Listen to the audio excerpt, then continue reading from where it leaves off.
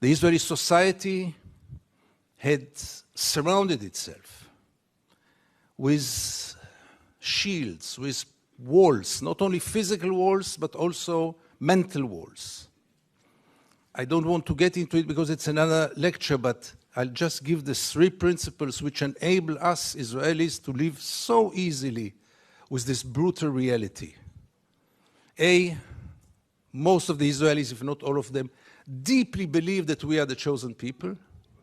And if we are the chosen people, we have the right to do whatever we want. B, there were more brutal occupations in history. There were even longer occupations in history, even though the Israeli occupation gets to quite a nice record. But there was never in history an occupation in which the occupier presented himself as the victim. Not only the victim, the only victim around. This also enables any Israeli to live in peace because we are the victims. The other day, Professor Falk spoke about this dual strategy of Israel of being a victim on one hand and manipulating on the other hand. After what happened in Paris and in Copenhagen with the terror attacks, Benjamin Netanyahu came with the notion all the Jews must come to Israel. It's the safest place for the Jews in the world. It's a shelter for the Jews in the world. Which is wrong, because Israel is today the most dangerous place on earth for Jews. But let's put it aside. It was only 24 hours later when he said Israel is an existential threat under the Iranian bomb. And I asked myself, how can you dare call Jews to come and to join this suicidal project when the Iranians are going to bomb us?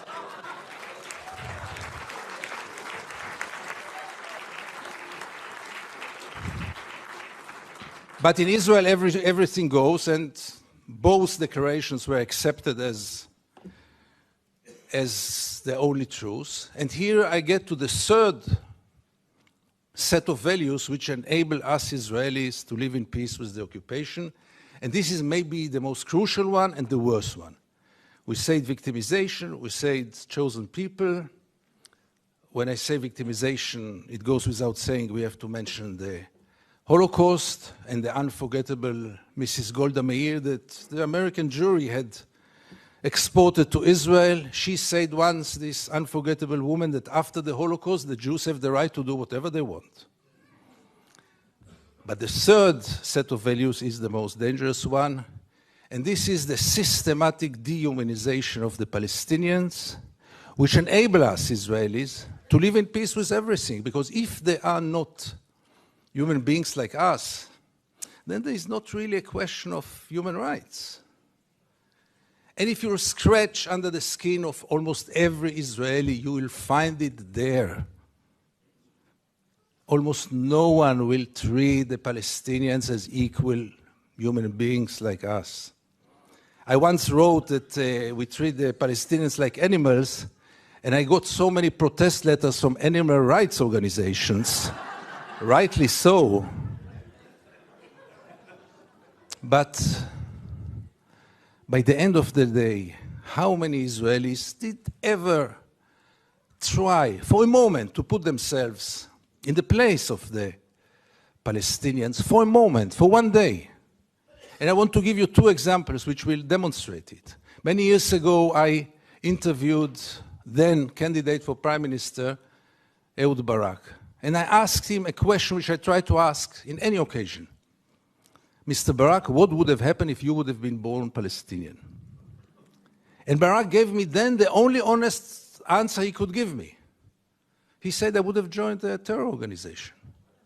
What else would have he done? Would he become a poet? He doesn't know to write poems. Would he become a pianist? He's quite a bad pianist, and I doubt if he would have become a collaborator, because he is a fighter.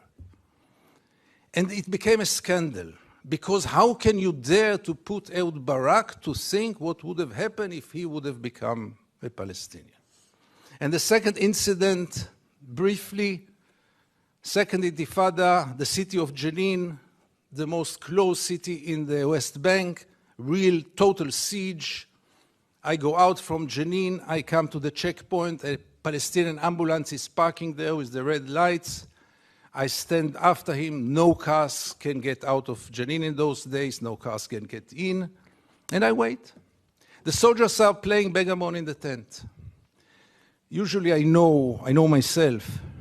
It's better that I don't get into confrontation with the soldiers because it always ends up very badly. So I stayed in the car. But after 40 minutes, I couldn't take it. And I went out from the car. I went first to the Palestinian ambulance driver and I asked him, what's going on? He told me that's the routine. They let me wait 1 hour until they come and check the ambulance. And I couldn't take it anymore. And I went to the soldiers.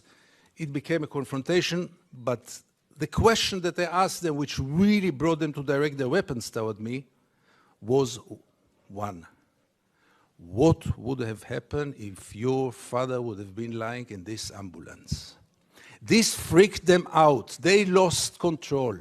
How can I dare to compare between their father and the Palestinian in the ambulance? And this set of beliefs that they are not human beings like us enable us, Israelis, to live in so much peace with those crimes, ongoing crime for so many years, with losing any kind of humanity, values. I heard today people talk about Jewish values. I must be frank with you, I don't know what are Jewish values. I know what are universal values. Let's not get into it, really.